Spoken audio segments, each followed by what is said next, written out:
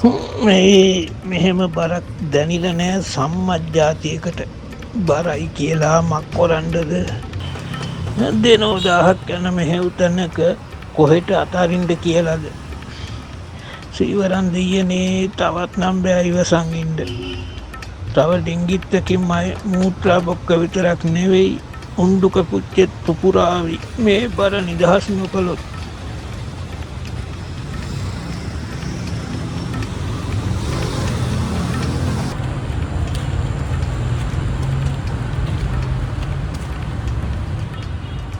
අනේ අපොයි මෙහෙව් වෙලේට තමයි හිතෙන්නේ වල් බල්ලෙක් වෙලා ඉපදුනා නම් මීට හොඳයි කියලා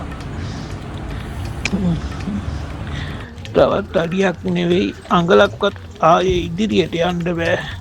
ඕන මලදානයක් වෙද්දෙන් කියලා පහ කරනවා මම මෙතනම මේ බඹලොව සැප කියන්නේ මේකට වෙන්න